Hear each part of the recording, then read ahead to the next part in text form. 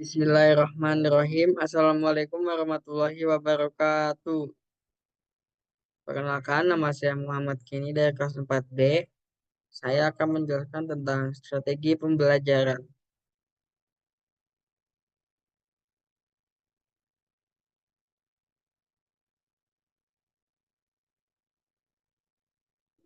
Selanjutnya ada pembahasan. Yang pertama itu, apa itu strategi pembelajaran?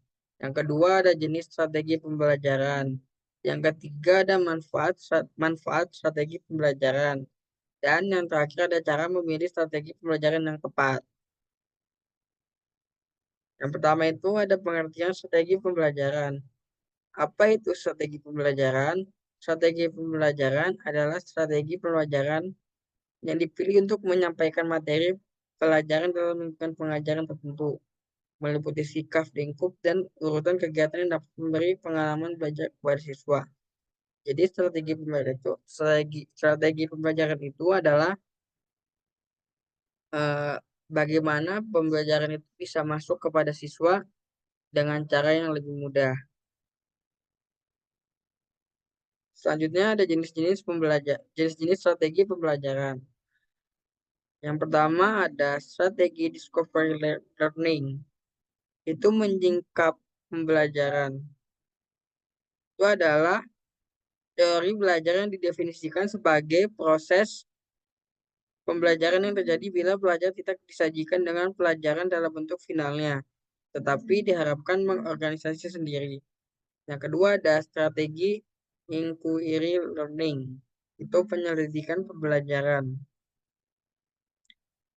Didefinisikan oleh Piaget, pembelajaran yang mempersiapkan situasi bagi anak untuk melakukan eksperimen sendiri.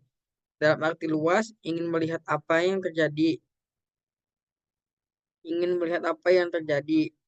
ingin melakukan sesuatu, ingin menggunakan simbol-simbol dan mencari jawaban atas pertanyaan sendiri. Menghubungkan penemuan yang satu dengan penemuan yang lain. Membandingkan apa yang ditemukan dengan yang ditemukan orang lain.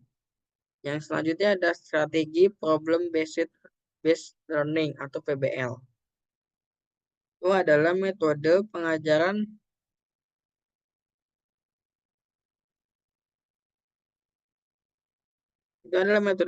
yang bercirikan adanya permasalahan nyata sebagai konteks untuk para peserta didik belajar berpikir kritis dan keterampilan memecahkan masalah dan memperoleh pengetahuan. Yang keempat ada strategi project based learning. Ini adalah pembelajaran yang menggunakan proyek, kegiatan sebagai media. Peserta didik melakukan eksplorasi penilaian, interpretasi, sintesis, dan informasi untuk menghasilkan berbagai bentuk hasil belajar. Dan yang terakhir ada strategi scientific learning. Itu pembelajaran ilmiah. Adalah proses pembelajaran yang dirancang sedemikian rupa agar peserta didik secara aktif mengkonstruk konsep atau prinsip melalui tahapan-tahapan mengamati untuk mengidentifikasi atau menemukan masalah, merumuskan masalah, mengajukan atau menyusun hipotesis, mengumpulkan data dengan berbagai teknik, menganalisis data, menarik kesimpulan, dan mengomunikasikan konsep hukum atau prinsip-prinsip yang ditemukan. Selanjutnya ada manfaat strategi pembelajaran. Manfaat strategi pembelajaran bagi siswa yaitu terbiasa belajar dengan perencanaan yang disesuaikan dengan kemampuan diri sendiri, serta pengalamannya sendiri sehingga dapat memacu prestasi belajar siswa berdasarkan kecepatan belajarnya dengan optimal serta dapat mencapai hasil belajar yang efektif dan efisien. Selanjutnya ada cara memilih strategi pembelajaran yang tepat. Yang pertama, tentukan tujuan pembelajaran yang ingin dicapai.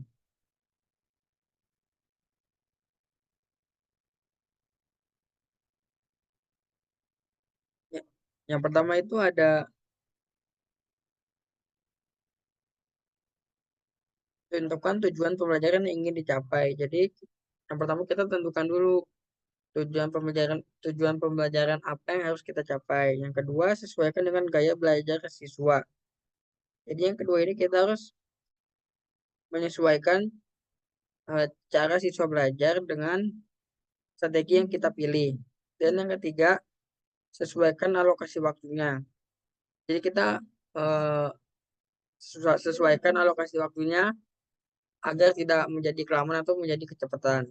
Dan terakhir, media pembelajaran apa saja yang digunakan media pembelajaran apa saja yang digunakan sebagai strategi pembelajaran. Jadi kita harus menentukan media pembelajaran apa saja yang digunakan sebagai strategi pembelajaran. Misalnya media dengan video pembelajaran dan sebagainya. Demikian materi strategi pembelajaran ini. Semoga apa yang saya sampaikan dapat bermanfaat bagi kita semua. Kurang lebihnya mohon maaf. Billahi fisabilil haq wastabiqul khairat. Wassalamualaikum warahmatullahi wabarakatuh.